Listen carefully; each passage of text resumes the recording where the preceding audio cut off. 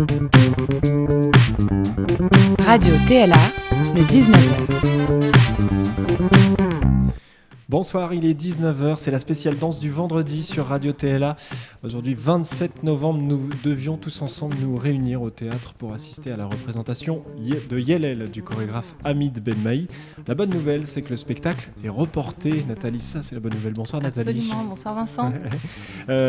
Hamid est quand même avec nous ce soir. Il sera en direct de Bordeaux dans un instant au micro de Radio TLA et il a souhaité inviter Roland Gori et la danseuse et chorégraphe Nash. Une discussion à suivre dans un instant. Vous écoutez ou regardez le 19h de Radio TLA. Ça commence maintenant. Bienvenue, bonsoir.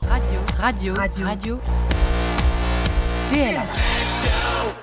Alors ce soir Nathalie, on parle de Yelel, mais pas seulement. Oui, effectivement Vincent, on a quand même voulu garder auprès de nous Hamid Benmaï et l'esprit de Yelel.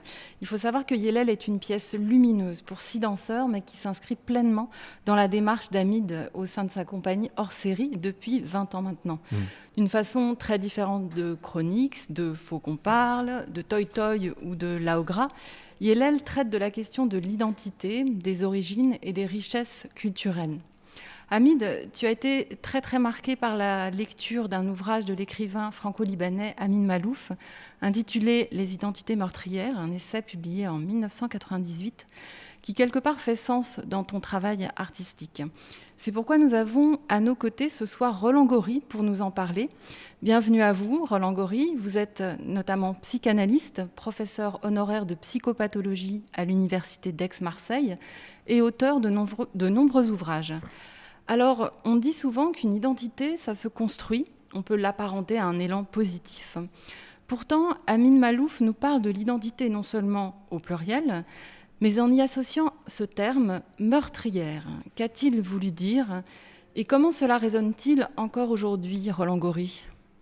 Alors écoutez, ce qu'il a voulu dire, il faudra lui demander bien évidemment, mais disons, la lecture que j'en ai, c'est que Amin Maalouf, qui écrit merveilleusement et de manière tout à fait pertinente là, en ce qui concerne le statut de l'identité, montre qu'il existe une conception tribale, comme il l'appelle, de l'identité, qui ne voit finalement que l'adhésion à une communauté, à une essence bien déterminée, qu'il s'agisse de race, de religion ou de patrie, excluant en quelque sorte les autres. C'est-à-dire que, alors même que la notion même d'identité s'avère multiple, plurielle, et que nous nous constituons par une sédimentation de différentes couches culturelles, religieuses, linguistiques et historiques, il y a dans l'idée d'une identité tribale, d'une conception tribale de l'identité, je dirais le potentiel même d'actes meurtriers ou d'adhésion complice à ces actes meurtriers. Je crois qu'il y a un très beau passage que je vais vous lire. Il écrit « À toutes les époques, il s'est trouvé des gens pour considérer qu'il y avait une seule appartenance majeure, tellement supérieure aux autres en toutes circonstances, qu'on pouvait légitimement l'appeler identité. Pour les uns, la nation, pour d'autres, la religion ou la classe. Je parle d'identité meurtrière. Cette appellation ne me paraît pas abusive dans la mesure où la conception que je dénonce, celle qui réduit l'identité à une seule appartenance, installe les hommes dans une attitude partiale, sectaire, intolérante, dominatrice, quelquefois suicidaire, et les transforme bien souvent en tueurs ou en partisans des trueurs. Des tueurs. Donc je trouve que si vous voulez que c'est très intéressant parce que ça appartient un peu à une catégorie que je nomme celle des délires nihilistes. Les délires nihilistes, par exemple, dans le syndrome de Cotard, qui est bien connu, c'est la négation d'organes. C'est-à-dire, dans un état de mélancolie anxieuse, le patient exprime qu'il n'a pas d'estomac, il n'a pas de foie, il est déjà mort. Bref, il y a une négation, si vous voulez, de la réalité, que cette réalité soit corporelle ou que cette réalité soit ontologique ou extérieure. Et donc je pense que dans la conception tribale de l'identité, à savoir qu'il n'y a en gros qu'une identité qui serait fondée par une essence, il y a un délire nihiliste de négation de l'humanité des autres. Et donc, si vous voulez, cette conception de l'identité, elle se fonde sur la haine. C'est-à-dire que l'identité, à ce moment-là, naît de la haine des autres.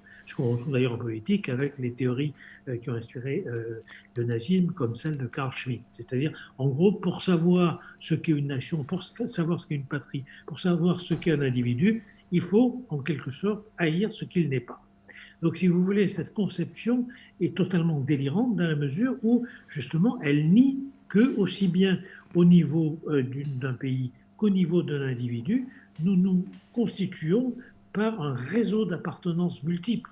C'est-à-dire que, dire par exemple que nos ancêtres, les Gaulois, en France, c'est une absurdité, c'est une bêtise provenant d'une crasillance. Je cite quelqu'un qui s'y connaît bien en matière d'identité de la France, c'est celui qui a écrit l'identité de la France, c'est Fernand Braudel.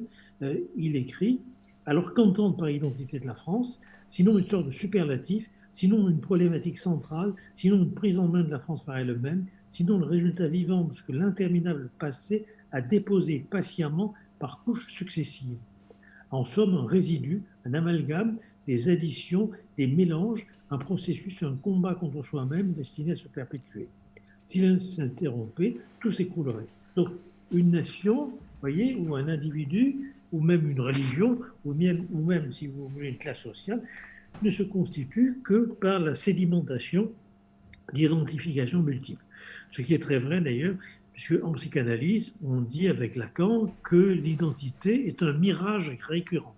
C'est-à-dire c'est une illusion, comme un mirage qui surgit du désert, si vous voulez, de l'ontologie, du désert de l'être. En gros, un sujet n'est rien d'autre que la somme de ces identifications multiples. D'ailleurs, on préfère parler en psychanalyse d'identification plutôt que d'identité. Qu'est-ce que c'est l'identification? C'est quand le sujet assume une image. Et donc, nos images sont multiples et nous sommes en quelque sorte le produit de métissage permanent. Et il ne peut pas y avoir d'autre identité, si vous voulez, que hybride.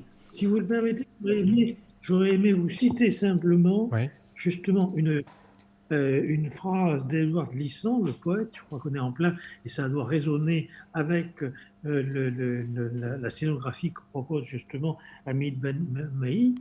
Cette phrase d'Édouard Glissant et qui nous montre combien les hommes sont des pluriels singuliers et qu'on ne peut, si vous voulez, céder sur ce point qu'au risque de se perdre dans un mirage avec tous les délires et toutes les fictions afférentes à cette idée d'une essence de l'identité. Il écrit, lui, justement, il invite nos sociétés à, je le cite, développer partout, contre un humanisme universalisant et réducteur, la théorie des opacités particulières. Consentir à l'opacité, c'est-à-dire à la densité irréductible de l'autre, c'est accomplir véritablement à travers le divers, l'humain. L'humain n'est peut-être pas l'image de l'homme, mais la trame sans cesse recommencée de ces opacités consenties. Merci beaucoup, c'est très beau. Merci beaucoup Roland Gori pour cet éclairage ce soir dans le 19h de Radio TLA. On peut encourager vivement nos auditeurs et spectateurs à vous lire pour aller plus loin. On vous retrouve aux éditions des Liens qui libèrent. On peut citer Un monde sans esprit, Faut-il renoncer à la liberté pour être heureux, La fabrique des imposteurs ou encore La dignité de penser. Tous vos ouvrages et toutes les infos sont sur notre site et dans la description de l'émission sur les réseaux sociaux. Merci Roland Gori, à bientôt. On se tourne maintenant vers Hamid Benmaï qui est avec nous à distance depuis Bordeaux. Bonjour Hamid. Bonjour Vincent. Bonjour. Alors au TLA, on ne te présente plus Hamid puisque tu es venu en résidence en 2008, 2010 et 2012 et on a mené beaucoup de projets dans le cadre de Territoire de la danse et programmé un grand nombre de tes spectacles et créations en tant que chorégraphe. Mais puisqu'on parle d'identité, aujourd'hui j'ai envie de revenir à une question première qui est toute bête Hamid, tu vas voir, et on veut entendre tes mots surtout. Qui es-tu Hamid Benmaï ? C'est une grande question. Qui je suis, c'est difficile d'y répondre. C'est ce que j'essaye de chercher depuis de longues années à travers mes pièces, la question identitaire. Qui je suis, d'où je viens, où est ma place. Donc, j'aime dire que je suis bordelais, j'aime dire que je suis français, j'aime dire que je suis algérien. Et c'est parfois rire du monde, mais c'est quelque chose qui fait partie de mon identité. Voilà. Donc, dire qui je suis, c'est difficile, mais je suis un mélange de tout ça. Nathalie. Oui, justement, Hamid, tu es souvent passé par la figure du solo pour affirmer qui tu étais et ce que tu étais, ou donner ton regard sur le monde. Je pense à Faut qu'on parle, Chronix, deux chorégraphies quasi autobiographiques, ou La géographie du danger, une fiction. Alors avec Yelel, tu embarques 5 autres danseurs dans ce voyage identitaire. Mais comment fait-on pour creuser ces questions parfois intimes avec des interprètes si différents? Comment tu les as amenés dans ce processus, Hamid? Mais en fait, c'est quelque chose que j'avais déjà vécu avec Michel Schweitzer dans Kings, dans Chronix 1. Moi, j'avais eu l'expérience avec Sequel, donc de pièce en pièce, donner la parole à des danseurs pour qu'ils puissent témoigner d'un bout de leur histoire, des chroniques de vie. Et je voulais le faire avec Yelel, mais je voulais que ce soit plus apaisé, en tout cas sur la question identitaire. Je voulais montrer la richesse, le fait d'avoir plusieurs appartenances, plusieurs cultures, voilà, c'est pas plusieurs identités ni plusieurs cultures, mais en tout cas plusieurs appartenances qui font de nous une seule identité. Donc, je voulais, avec Omar, avec Aïda, avec Arti, Mathieu, Elsa, former une famille et puis venir chercher ensemble sur le plateau et dire qu'aujourd'hui, on représente une France, la France, et on voulait le faire résonner. Comme le livre d'Amin Malouf m'a énormément touché là-dessus, sur les identités meurtrières. Le fait que ce soit encore compliqué aujourd'hui d'accepter qu'une personne ait plusieurs appartenances. Je voulais creuser et dire qu'avoir une culture arabe, c'est une richesse, parce qu'étant petit, on me montrait du doigt et on me faisait comprendre que j'étais pas à ma place. Donc c'est une question de place, et c'est ce que je voulais que les danseurs puissent témoigner et dire sur scène. Et oui, ça se voit en plus dans cette pièce, ils prennent toute leur place à la fois sur la question du collectif, tu dis famille, on pourrait dire tribu, groupe, il y a des moments intenses de rituels de trance, mais il y a aussi des moments de solo où on découvre d'une façon ou d'une autre qui ils sont. Oui, il y a une forme d'intériorité, un voyage que chaque interprète fait. Donc on a travaillé en tout cas sur le solo d'Aïda, sur aussi le solo d'Elsa, une danse qui est faite avec les cheveux, le solo d'Omar. Mais il y a beaucoup de, comment dire, une forme de transe et l'envie de sortir ce qui est à l'intérieur de nous. Voilà. Donc on a écrit, voilà, Yelel, avec beaucoup de joie. C'est un mélange entre une traversée du désert et une fête, un rituel. Alors, la question du rituel est aussi présente finalement dans le parcours de Nash, qui est une danseuse et chorégraphe que tu as souhaité inviter à nos côtés aujourd'hui. Alors, Nash est en direct d'Avignon. Merci beaucoup. Nash, vous êtes en résidence au Centre de développement chorégraphique national des Hivernales à Avignon. Et j'imagine, Nash, que les questions se posent pour vous différemment. D'abord, vous appartenez à une nouvelle génération d'artistes. Vous avez fondé votre compagnie en 2017. Et puis, vous venez du Krump, qui est une danse qui a une histoire un petit peu différente dans la famille des danses urbaines. Et d'ailleurs, aussi, le public du Théâtre Louis Aragon vous connaît, quelque part, puisque vous étiez interprète de la magnifique pièce Éloge du puissant royaume d'Eddie Mahalem, qu'on a présentée ici, Nash. Bonjour Nash.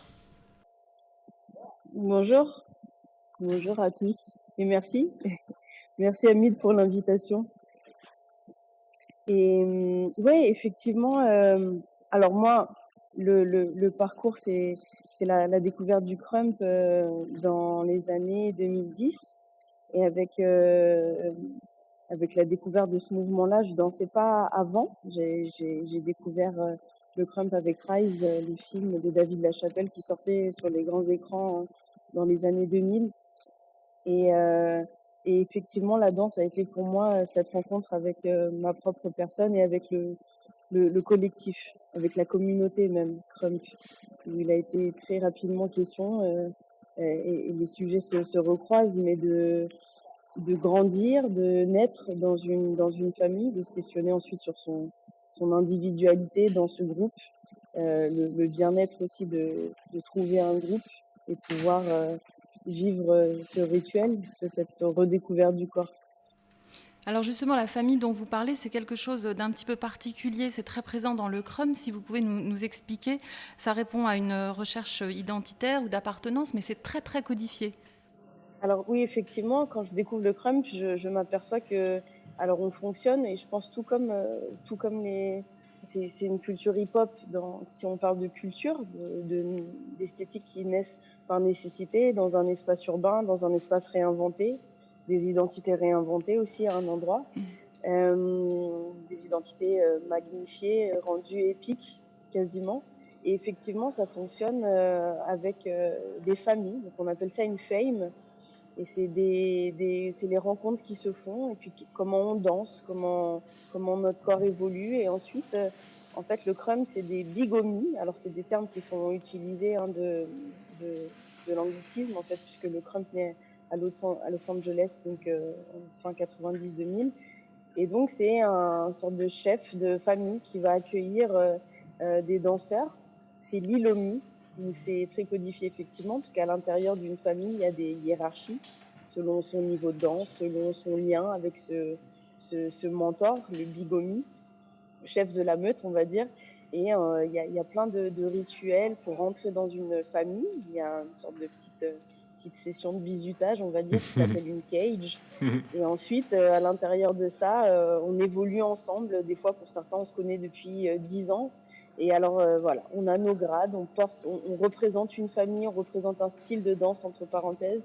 Et pour certains, c'est des liens très, très forts qui se bâtissent à l'intérieur de ces familles. Alors néanmoins, vous avez souhaité vous détacher de cette chose-là, de ces familles et de cette histoire du crumb en menant vos projets personnels, même si ça reste vraiment tout de même votre identité. Et du coup, dans votre travail personnel, il y a aussi, comme chez Hamid, la question du solo. Et je pense notamment à Cellule, qui était finalement un de vos premiers solos, je crois, qu'on a vu à l'atelier de Paris. Voilà. Donc ça a été votre histoire dans ce solo, mais aussi une histoire de femme et quelque part, en quelque sorte, une mise à nu. Oui, effectivement, il y a eu alors une nécessité à un endroit. Alors peut-être que j'utiliserai pas le mot quitter cette communauté, mais il y a eu la nécessité de une curiosité un peu, hein, de se dire alors le crump c'est quoi? C'est quoi pour moi? Qu'est-ce qui me fait vibrer? C'est quoi cette nécessité d'aller un peu, je vais dire malmener le corps, on le malmène pas, mais il y a cette histoire d'aller vraiment chercher des énergies transcendantes, des énergies très vives. Et j'ai très rapidement fait du lien pour moi avec des esthétiques comme le flamenco, comme la danse buto, des esthétiques où on va raconter son histoire avec le corps à un endroit d'empêchement de le faire avec sa voix, peut-être de pas savoir le faire autrement et de s'emparer de ce corps-là. Et donc effectivement, il y a eu pour moi le besoin d'aller faire vivre mon corps d'autres expériences. Et quand j'ai eu l'envie de me dire, bah, je danse, mais j'ai envie d'écrire, il y a cette question de devenir autrice, de dire comment moi je mets en scène ce corps. Et ben effectivement, la forme du solo m'est apparue d'abord comme une évidence. Alors c'est pas évident de partir de soi parce qu'en même temps on se dit que qui on est, quelle légitimité, et pour dire quoi et à qui. Mais je pense que très humblement, il y a quelque chose qui parle après un peu à tout le monde, des parcours, en fait, des parcours qui font écho. Je pense que le parcours d'Hamid fait écho au mien et sûrement vos parcours feront écho. Et après, c'était vraiment quelle est ma matière, en essayant au maximum de donner de la légitimité à cette histoire, à cette matière. Alors, cette manière de prendre des images, je vais beaucoup convoquer l'image d'archives que je prends avec mon téléphone quand je voyage, quand je fais des rencontres. Mon corps à moi, celui qui a crumpé, celui qui a hybridé. Et tout ça de manière très honnête à créer Cellule. Et ça n'a pas été que évident, effectivement, mais ces questions d'identité, voilà, elles seront avec nous jusqu'à la fin. Oui, et Donc puis j'aime me dire que c'est une matière entière. Et voilà. Et effectivement, on voit des échos avec le travail d'Hamid, Ouais. notamment sur la question de l'image. Et puis vous êtes parti, vous, au Japon, étudier la danse Buto. Hamid aussi a fait des voyages aux États-Unis pour apprendre aussi d'autres danses. Et puis à l'école de Rosella Hightower à Cannes. Le voyage était court mais intense. Est-ce qu'on peut parler d'hybridation, Hamid? Est-ce que c'est cette notion un petit peu dont parle Nash, est-ce que c'est une façon de répondre à ce croisement des identités, Hamid? Oui, bien sûr, on a toujours, comment dire, mélangé les danses, on les a métissées. Et à une époque, c'était difficile parce qu'il fallait être authentique dans sa danse, authentique dans la danse hip-hop, comme on peut demander à être authentique dans la danse classique contemporaine. Et donc, ça nous était difficile, mais on savait que par la suite, en tenant tête, c'était une richesse. Et à la fois, ça me fait penser que toutes ces danses mélangées aujourd'hui forment mon identité. Eh ben, c'est la même chose avec mon histoire. L'identité, elle évolue.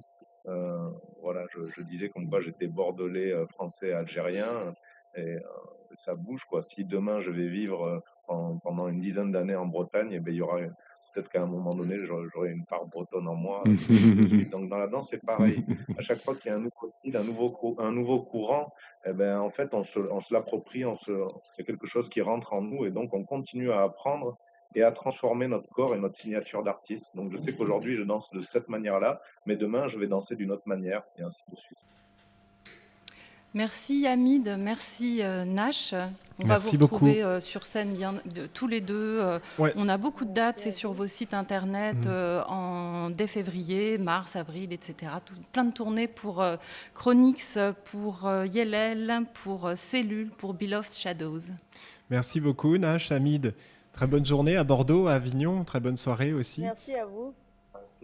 Et à très bientôt. On vous retrouve très bientôt. Et surtout pour toutes les dates, pour retrouver Nash et Hamid Benmaï, on vous met les liens dans la description de la vidéo et sur le site internet du Théâtre Louis Aragon. Et on termine comme tous les soirs de cette semaine avec la belle jeunesse qui a choisi de nous lire un extrait de Jules Vallès, L'Enfant, ce soir. Le narrateur de ce roman est un enfant malheureux, humilié et battu par ses parents. Quand il entre au lycée à Saint-Étienne, il découvre l'ennui de l'adolescence après les punitions du collège. J'ai été punie un jour. C'est, je crois, pour avoir roulé sous la poussée d'un grand entre les jambes d'un petit pion qui passait par là et qui est tombé derrière par-dessus la tête. Il s'est fait une bosse affreuse. Il a cassé une fiole qui était dans sa poche de côté. C'est une topette de cognac dont il boit, en cachette, à petits coups, en tournant les yeux. On l'a vu. Il semblait faire une prière et il se frottait délicieusement l'estomac. Je suis cause de la topette cassée, de la bosse qui gonfle, le pion s'est fâché. Il m'a mis aux arrêts. Il m'a enfermé lui-même dans une étude vide, a tourné la clé, et me voilà seule entre les murailles sales. Devant une carte de géographie qui a la jaunisse. Et un grand tableau noir où il y a des ronds blancs et la binette du censeur. Je vais d'un pupitre à l'autre. Ils sont vides. On doit nettoyer la place et les élèves ont déménagé. Rien. Une règle, des plumes rouillées, un bout de ficelle, un petit jeu de dames, le cadavre d'un lézard, une agate perdue. Dans une fente, un livre. J'en vois le dos. Je m'écorche les ongles à essayer de le retirer. Enfin, avec l'aide de la règle, en cassant un pupitre, j'y arrive. Je tiens le volume et je regarde le titre. Robinson Crusoe. Il est nuit. Je m'en aperçois tout d'un coup. Combien y a-t-il de temps que je suis dans ce livre? Quelle heure est-il? Je ne sais pas. Mais voyons si je peux lire encore. Je frotte mes yeux, je tends mon regard, les lettres s'effacent, les lignes se mêlent, je saisis encore le coin d'un mot, puis plus rien. J'ai le cou brisé. La nuque qui me fait mal. La poitrine creuse. Je suis restée penchée sur les chapitres sans lever la tête, sans entendre rien, dévorée par la curiosité, collée au flanc de Robinson, pris d'une immense émotion, remuée jusqu'au fond de la cervelle et jusqu'au fond du cœur.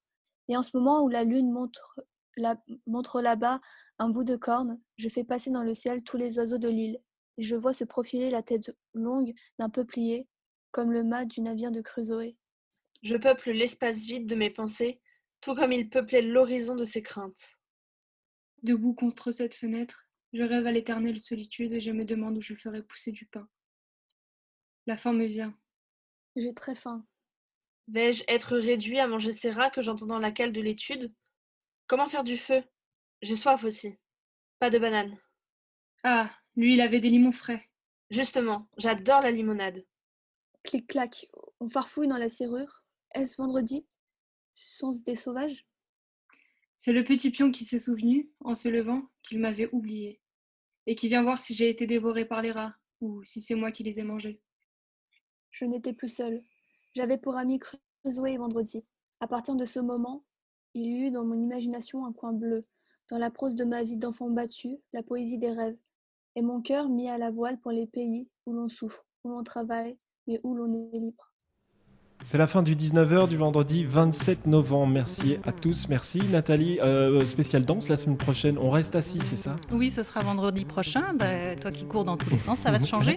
Là, je suis très bien assis avec vous. On se retrouve vendredi prochain, Nathalie. Pour l'émission du jour, merci à Roland Gori, Hamid Benmaï, Nash. Merci à la Belle Jeunesse. Merci à toute l'équipe du théâtre. Il y avait Alan et Clara à la réalisation ce soir.